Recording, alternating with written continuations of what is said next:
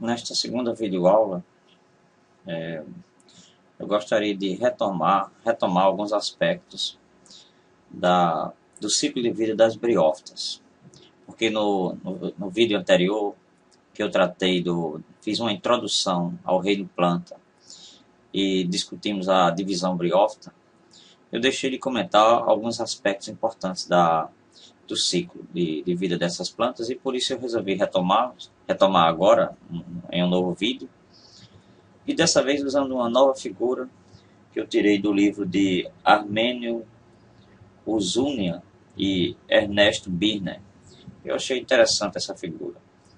O que nós observamos a princípio nessa figura? Vemos aqui o ciclo de vida de uma briófita. Só relembrando que a briófita, ou a divisão briófita, conhecida também como planta, que essas plantas também são conhecidas como musgos, lembrando que elas são atraqueófitas, ou seja, não possuem vasos condutores de seiva, portanto elas são plantas avasculares, e em virtude disso elas são de pequeno porte, geralmente 2 centímetros em média de altura. Vimos também que essas plantas são criptógamas, ou seja, não apresenta ramo reprodutor visível, e vimos que essas plantas vivem sobre muros, troncos de árvores, lugares úmidos e sombrios, e que elas dependem da água para a reprodução. Essas foram algumas ideias básicas que nós vimos. Agora vamos voltar ao ciclo, que é o objetivo dessa videoaula, discutir o ciclo de vida da briófita. Então, no ciclo dessas plantas, nós temos uma planta chamada gametófita, ou gametófito, e temos o esporófito, que cresce sobre o gametófito feminino. Então, no ciclo, há 2 tipos de planta. Uma que produz gameta, outra que produz esporos. Esse ciclo de vida, esse tipo de ciclo de vida, nós chamamos de metagênico ou alternância de geração. Porque em uma fase do ciclo eu tenho uma reprodução sexuada, que é a fase gametófita. E tenho uma outra fase em que eu tenho a reprodução assexuada, que é a fase esporófita. Pois nela ocorre a produção de esporos sem a participação de gametas. Se não há participação de gametas, eu digo que a reprodução é assexuada. No gametófito, pelo contrário, temos gameta, então, reprodução sexuada. Vamos ampliar aqui o tamanho dessa figura para analisar mais de perto. Então aqui eu vou ampliar a figura para ver mais de perto os gametófitos. Então aqui estão o gametófito feminino, onde eu tenho uma estrutura aqui em forma de raiz, que como já vimos no slide anterior, é chamado rizoide. Temos o cauloide e o filóide, que são estruturas em forma de folha. No ápice dessa planta temos os órgãos reprodutores, que no caso vai ser o arquegônio. Então, no arquegônio ocorre a produção de oosfera, que é o gameta feminino, N. Por que eu digo que é N? Tanto o gametófito é N, quanto a oosfera produzida pelo gametófito feminino também é N. N significa haploide. Células haploides ou organismos haploides, como é o caso aqui dessa briófita, elas são organismos que possuem apenas metade do número de cromossomos típicos da espécie. Nos animais, mais particularmente no ser humano, há dois tipos de células haploides. Há os espermatozoides e óvulos, porque eles só possuem metade do número de cromossomos típicos da espécie. Dito de outra forma, eles só possuem um dos homólogos que formam os 23 pares. Então, nós temos 23 pares de homólogos. No espermatozoide e no óvulo, só há um desses homólogos que formam o par, os 23 pares. Então, eu tenho o gametófito feminino, N. Temos aqui a célula produtora no arquegônio, célula reprodutora. O gameta feminino, a oosfera, que também é N. E no gametófito masculino, eu tenho uma estrutura também em seu ápice chamada de anterídeo. Nela ocorre a produção do gameta masculino, que é o anterozoide. Então, anterozoide, gameta masculino, oosfera, gameta feminino. Essas plantas ficam muito próximas umas das outras para permitir a reprodução, pois quando chove, a água cai sobre o gametófito masculino e borrifa, levando em seu interior, no interior das gotículas de água, levando o gameta masculino, que é o enterozoide. Ele cai no arquegônio, nada, observe que ele possui um flagelo, ele nada e fecunda a oosfera. E vai formar o zigoto 2N. Por que 2N?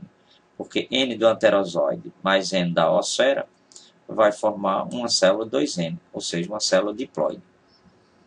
Essa célula sofre mitose e vai formar uma nova planta, uma divisão mitótica. Eu gostaria só de lembrar que a divisão mitótica é uma divisão na qual as células filhas são geneticamente idênticas às células mães, à célula mãe. Então, o crescimento se dá por mitose.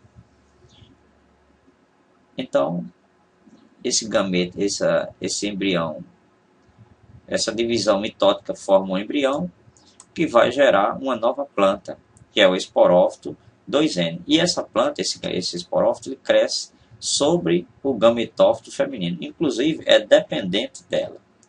É como se fosse um parasita do gametófito feminino. Cresce sobre ela e retira seus nutrientes dela.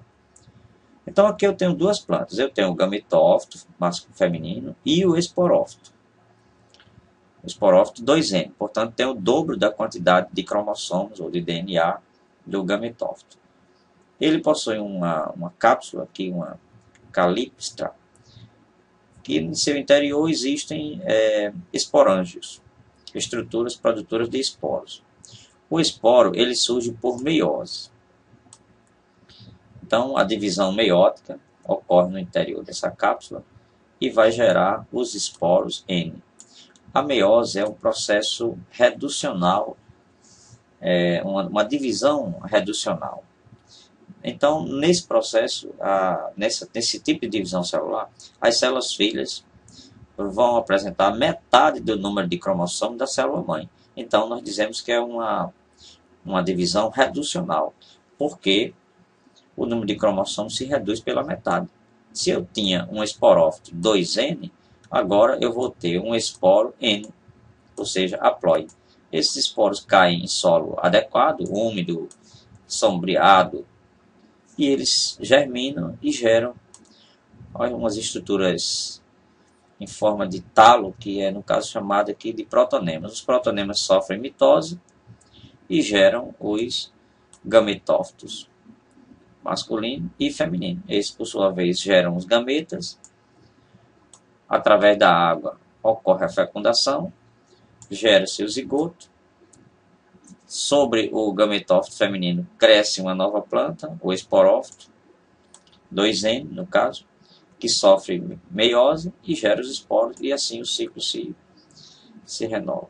O que foi que eu deixei de dizer na slide anterior que me motivou a fazer esse novo slide? Eu deixei de comentar o fato de que, no ciclo de vida das briófitas, e isso é um fato exclusivo desse grupo de plantas, a fase dominante ou a fase duradoura é a fase gametófita. Então, a fase esporófita é de vida curta e a fase gametófita é de vida longa. Esse aspecto eu omiti na videoaula passada e por esse motivo resolvi refazer pelo menos esse ciclo para alertar os meus alunos a respeito dessa característica. Então, só para concluir, temos no ciclo das briófitas uma fase sexuada, caracterizada pela presença dos gametófitos, com produção de gametas, enterozoide e oosfera, e uma fase assexuada, caracterizada pela presença do esporófito, que produz esporos de modo assexuado. Então, eu tenho uma fase que, coincidentemente, a fase sexuada é uma fase haploide. E a fase assexuada é uma fase diploide. Então, era isso que eu gostaria de dizer aos alunos e espero ter contribuído no aprendizado aí desse grupo de plantas, as briófitas. Então, até a próxima aula, na qual falaremos sobre gimnospermas, divisão gimnosperma.